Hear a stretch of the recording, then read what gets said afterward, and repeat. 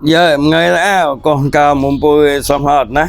nhờ cha quen tờ như tờ lẹ ba ca quen mồm bôi tại tại không cái nụ tí con ca mồm bôi phanh xe nó dừng lại gì đó mà ba đang không cái nụ tí mình đi lòng quen bôi lại mà đi một quen bôi nhạt nụ tí bôi để phanh xe gì ấy cho chiều nó con ca mồm bôi phanh xe cái dừng lại nhé quen bôi mình đi lòng lại nụ tí quen bôi bên đi một cái nụ tí bôi để phanh xe nó mà người xem họ đó xe cái nhé xe dừng lại nhé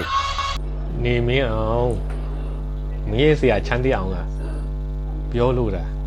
ငါပြန်ရှင်းပြရတာပါเนาะမင်းဆရာကိုထိတော့မင်းမခံနိုင်တဲ့အခုလိုမင်းပြန်ပြောရဲဆိုတော့လေเนาะဒီအဖိုးပြောတဲ့စကားကိုမင်းတေချာနားထောင်ကြည့်เนาะမင်းနားပါတယ်ဆိုရင်နားထောင်ကြည့်ပါအဲ့တော့အဲ့ဒီအကြောင်းကိုပြောမယ်မြန်မာစာတိုးတက်ခါစားဆိုတော့ဒီဘဲချင်းကြမှာဒီကြောက်စာတွေပေါ့နော်ရှင်းတော့ထိုးကြတယ်ကြောက်စာနဲလဲနဲတယ်နော်ဒါခေတ်မှာကြောက်စာမရှိတော့လောက်ပဲမှန်ပါကျန်စစ်သားခေတ်မှာကျန်စစ်သားနန်းတီကြောက်စာက16ချက်ရှိတယ်မှန်ပါနော်အဲ့ဒါမြန်မာစာနဲ့မထိုးနိုင်သေးဘူးမြန်မာစာအဲ့လိုပြည့်ပြည့်စုံစုံမရေးနိုင်ဘူးမွန်ဘာသာနဲ့ရေးရတာ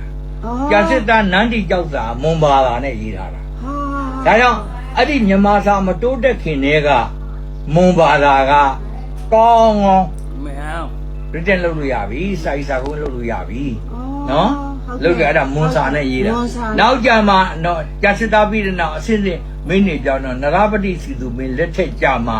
မြန်မာစာတူတူတန်တန်ရေးနိုင်တာအဲ့ဒီရှေ့မတိုင်ခင်ကမြတ်စီတီကြောက်စာကိုကြည့်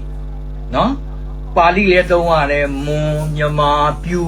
ဘာကြောင့်လဲမြန်မာတစ်ခုတည်းနဲ့လုံလောက်အောင်ရေးဖို့တော်တော်ခက်တယ်ဆရာပြူစာပျောက်သွားပြီပျောက်သွားပြီ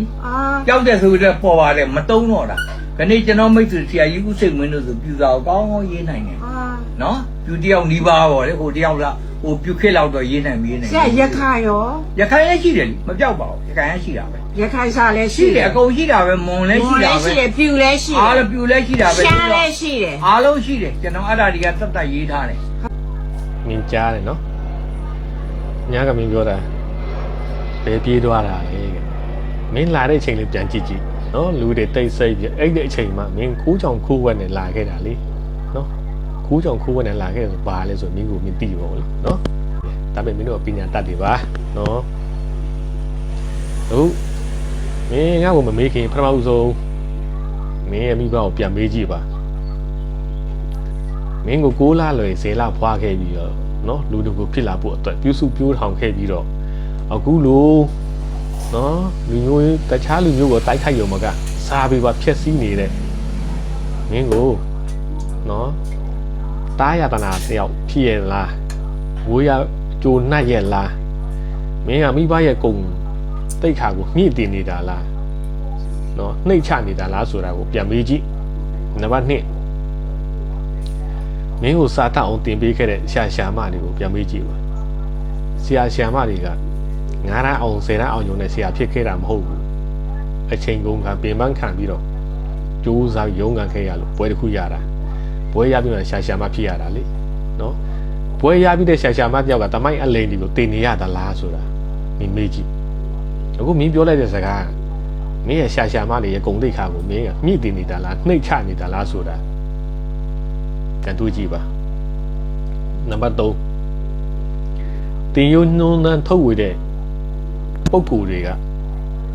မင်းထင်တယ်လို့9တန်းအောင်တာမန်လူမဟုတ်ဘူးเนาะတကယ်တောက်တာဘွဲ့ပါရဂူဘွဲ့ပညာတတ်ကြီးပါပဲဟာเนาะအဲ့လိုပညာတတ်တယောက်ကမဟုတ်မှန်နဲ့အကြောင်းအရာတွေကိုထုတ်ဝေနေတာလားလို့မင်းပြန်မေးကြည့်လိုက်เนาะအခုလိုမင်းပြောလိုက်တဲ့စကားပညာတတ်တွေကိုမင်းဘလို့စော်ကားတယ်လဲဆိုတာပြန်တွေးကြည့်နံပါတ်4မင်းပြောနေကြပမာတမျိုးသားလုံးအတွက်မင်းပမာတမျိုးသားလုံးတဲ့ဘာတွေလုပ်ပြီးခဲ့တယ်လဲအခုတော့မင်းလောက်ရကြောက်ပမာတမျိုးသားလုံးရဲ့ဂုံတိတ်ခါကိုမင်းမြင့်တင်နေတာလားပမာလူမျိုးတွေအားလုံးရဲ့တိတ်ခါတရားတွေကိုမင်းချနေနေတာလားမင်းပြောတဲ့စကားတွေကပမာလူမျိုးတွေအားလုံးလက်ခံရသလားထောက်ခံရသလားဆိုတာပြန်ပြီးတော့မေးကြည့်ပါနော်တကယ်နားလေတဲ့ဗမာလူမျိုးတွေစာတတ်ပေတတ်တဲ့ဗမာလူမျိုးတွေနော်တကယ်စာရေးဆရာကြီးတွေဒီ ဒီကပြားစရာကြီးတာအများကြီးထွက်ပေါ်လာတဲ့ပမာလူမျိုးတွေနော်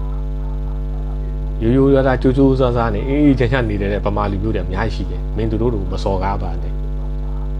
ကိုလူမျိုးချင်းကိုလူမျိုးတိုးတက်အောင်ပဲလုပ်လူများလူမျိုးတို့တွားပြီးတော့မတိုက်ခိုင်းနဲ့နော်နောက်